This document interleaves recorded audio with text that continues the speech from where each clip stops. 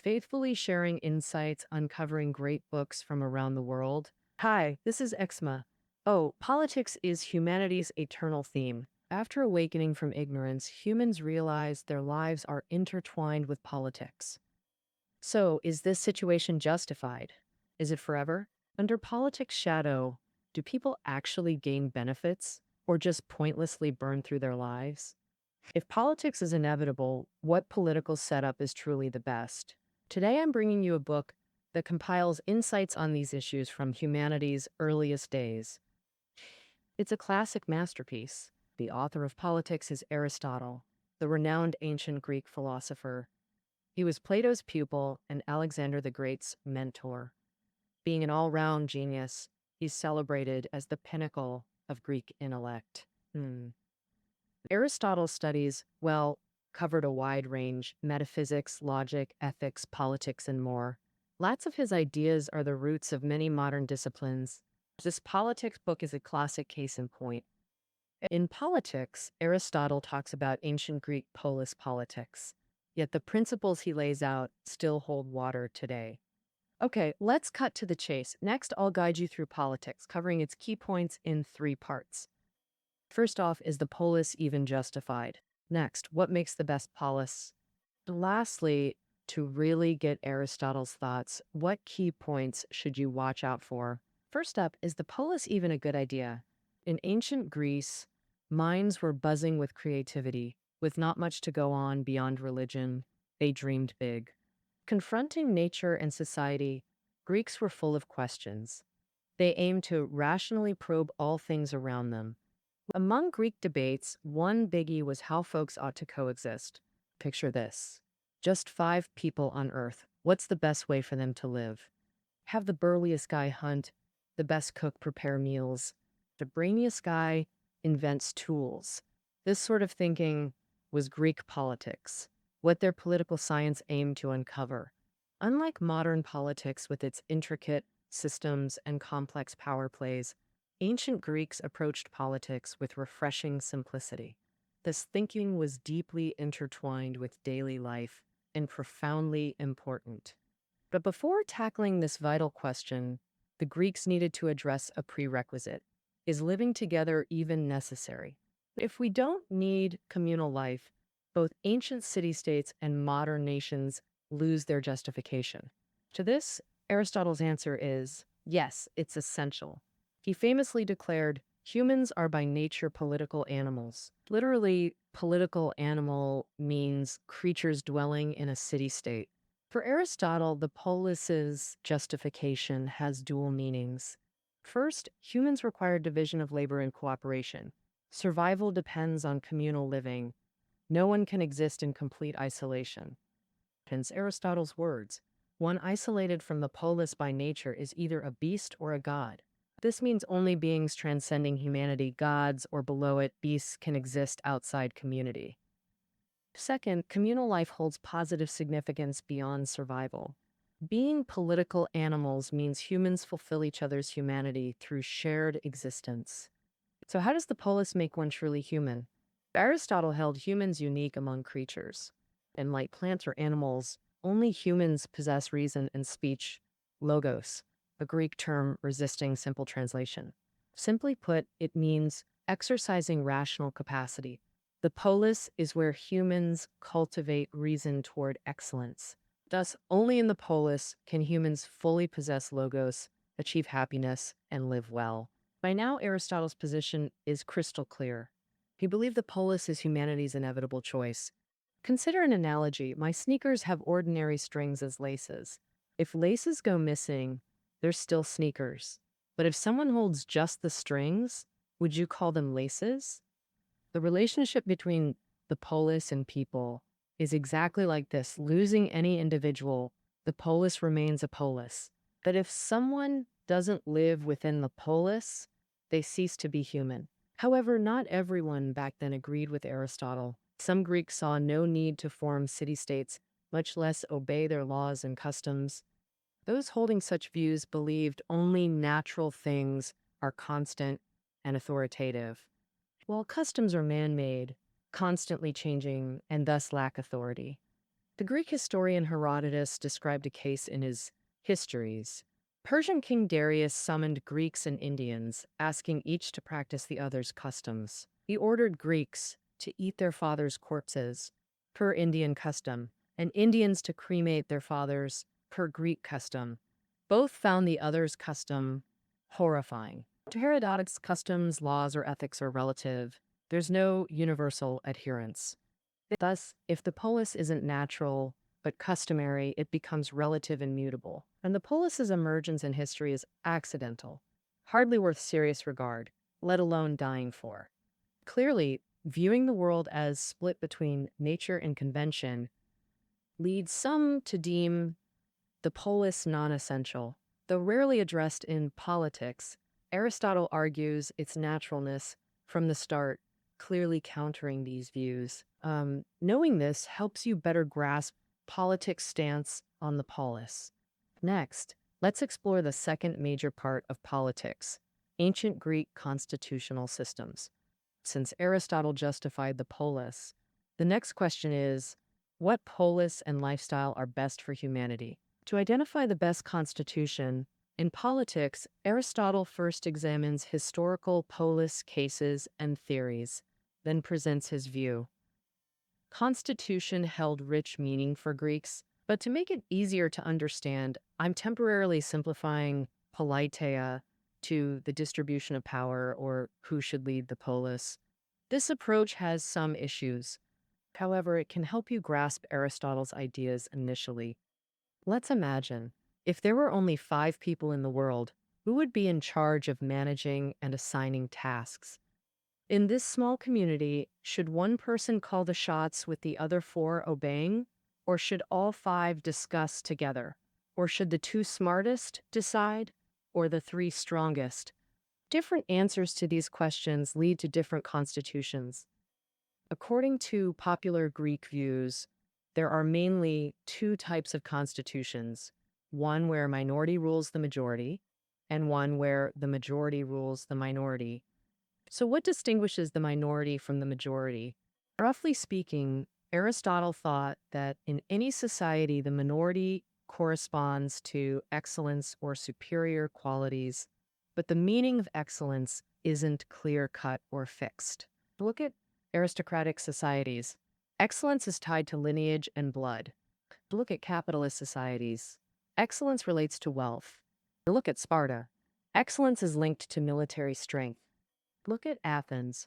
Excellence is associated with reason and wisdom. However, regardless of what excellence means, a constitution where a minority rules the majority is an elite system. Conversely, a constitution where the majority rules the minority is a democratic system. People back then named these 2 systems oligarchy and democracy. In Greek, their meanings are literal.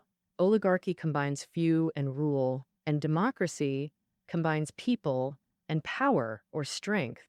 Aristotle found neither system satisfactory. He favored a mixed constitution combining both. He said, first we need to understand the details of both systems, then extract good elements from each and combine them.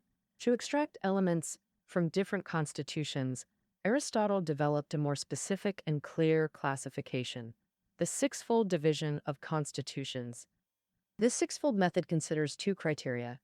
The first criterion distinguishes the number of rulers, dividing constitutions into 3 types: rule by one person, rule by a few, or rule by many. The second criterion distinguishes rulers' purpose, whether they consider the interests of all citizens or just the ruling class. Concretely, this gives us 6 scenarios. If a ruler considers only personal gain and rules alone, it's tyranny, meaning an illegitimate, unnatural monarch. If rulers consider only their own interests and are a minority, it's oligarchy. If rulers are many, each pursuing self-interest, it's democracy. In these 3 systems, rulers care only about private gain. But if rulers serve the common good, we get 3 different systems. For example, rule by one becomes monarchy, rule by few becomes aristocracy, rule by many becomes polity. For Aristotle, the first 3 self-serving systems are flawed, while monarchy, aristocracy, and polity are correct. As long as rulers serve all citizens' interests, whether one, few, or many matters little. So, among these three good systems, which is best and most worth pursuing? Answering this, Aristotle responded on three levels. In absolutely idealistic circumstances, the best constitution is ruled by one person. Monarchy, Aristotle believed if a perfect, godlike person existed, flawless in intellect, virtue, and leadership, their rule would be supremely just. As a god among humans, solitary rule would be ideal. Such a ruler could ensure everyone fulfills their role, bringing prosperity and happiness. That this exists only in theory, since humans aren't gods. Thus, Aristotle stated in Politics, all men are full of beastly appetites. Even the best are swayed by passions, compromising governance. Since the ideal situation isn't achievable, we settle for the next best, a constitution possible under real conditions but demanding high standards from the polis. Here, Aristotle is referring to aristocracy. In an idealistic description, rulers are few but all possess outstanding virtue. This situation may exist in reality with some probability, but it imposes high demands on the polis and isn't achievable by every city-state. Aristotle even believed that in any polis, it's impossible to find even 100 people meeting the requirements. Therefore, we must step back further. This is the pursuit of rule by the many, the polity constitution serving the common interest of the polis. In Aristotle's view, this constitution may not be theoretically perfect, but it's more practical and achievable in any polis. And in a polis ruled by many, rulers don't all need to be outstandingly excellent. Compared to the previous two systems, polity has two crucial advantages. First, polity can harness the wisdom of the many. Aristotle believed that in many matters, the judgment of the many is superior to that of one person. But it's important to note that Aristotle's emphasis on majority wisdom is fundamentally different from today's familiar concept of majority rule. Now, take voting as an example. Today, people emphasize non-interference. You don't interfere with my choice, and I don't interfere with yours. Each of us casts our sacred vote, and decisions are made based on the count. But the majority opinion emphasized by the ancient Greeks was a consensus reached through debate, not a weighted calculation of individual judgments. Imagine the ancient Greek assembly, people communicating, sharing experiences and knowledge, compensating for individual shortcomings. Such civic debates and open discussions harness the wisdom of the many. Second, the rulers in polity are the middle class, making it more stable. In Aristotle's view, every polis has people rich in resources and connections, and those whose words carry no weight. But the majority in a polis is often the class sandwiched between these two, and this middle class tends to be unambitious. They neither crave others' wealth like the poor, nor are they wealthy enough to provoke envy, or the rich and poor distrust each other and neither easily submits. The middle class acts as a lubricant between them. If a polis has a weak middle class, it becomes prone to conflict. Without a middle class, both rich and poor form factions easily. Their infighting often causes instability or even collapse. Thus, a polis needs not just a middle class, but a strong one. I believe Aristotle's classification of constitutions and his advocacy for polity are central to political thought. In the sixfold division, we see good and bad constitutions correspond. Monarchy corresponds to tyranny, aristocracy to oligarchy. Polity corresponds to democracy, and bad systems emerge when good ones decay. For example, tyranny is monarchy's corrupted opposite. Constitutions are fluid. They require maintenance and sometimes forceful change. Aristotle discusses existing systems, but these focus on era-specific issues. Here, I'll highlight two universal causes of constitutional change. Aristotle saw differing concepts of justice as key to political change. Commoners have their justice. The rich have theirs. For example, 12 caddies of rice for two people A weighs 100 kilograms, B weighs 50 kilograms. Then there are two distribution methods. Equal distribution, A and B each get 6 caddies. Proportional distribution, A gets 8 caddies, double B's weight, B gets 4. Both methods seem fair, each embodies a form of justice. If weight represents social economic advantage, the rich are like A. They have greater influence and naturally want more rights. After all, many government functions rely on them to operate. Thus, they support principles giving more decision-making power to some, rejecting equal rights per person. Equal rights distribution, like one person, one vote, is what the poor prefer. This approach has its own logic too. It checks the wealthy minority, preventing them from turning the polis into a profit tool. Both approaches have justifications. Hence, societal discord emerges, triggering constitutional change. Another major cause is ruling class arrogance and greed. Ignoring the ruled may spark revolution. Aristotle stressed rulers must benefit the ruled and expand the middle class. For lasting stability, all citizens must desire the polis's preservation. Okay, that concludes our brief on constitutions. Remember, constitutional choice isn't just central to politics, it's pivotal to all Greek political discourse. Now, you might think Aristotle's ideas seem straightforward. Actually, no. Reading Western classics involves foreign languages, thinkers' contexts, and era-specific debates. For modern readers, distance feels vast. Let me illustrate with 3 examples. First, unfamiliar historical settings. Without knowledge of Greek history or contemporary thinkers, you'll miss what politics debates. For instance, Greeks widely embraced elitism, valuing honor and dignity. To them, nobility and glory belonged only to the few. War brought glory. Slaves couldn't fight. Only citizens could become heroes. Thus, Greeks often looked down on foreigners as barbarians, faithfully sharing insights, uncovering great books from around the world. Hi, this is Ixima. Oh, politics as humanity's eternal theme. After awakening from ignorance, humans realize their lives are intertwined with politics. So, is this situation justified? Is it forever? Under politics' shadow, do people actually gain benefits or just pointlessly burn through their lives? If politics is inevitable, what political setup is truly the best? Today, I'm bringing you a book that compiles insights on these issues from humanity's earliest days. It's a classic masterpiece. The author of Politics is Aristotle, the renowned ancient Greek philosopher. He was Plato's pupil and Alexander the Great's mentor. Being an all-round genius, he's celebrated as the pinnacle of Greek intellect. Aristotle's studies, well, covered a wide range: metaphysics, logic, ethics, politics, and more. Lots of his ideas are the roots of many modern disciplines. This politics book is a classic case in point. In Politics, Aristotle talks about ancient Greek polis politics, yet the principles he lays out still hold water today. Okay, let's cut to the chase. Next, I'll guide you through Politics, covering its key points in 3 parts. First off, is the polis even justified? Next, what makes the best polis?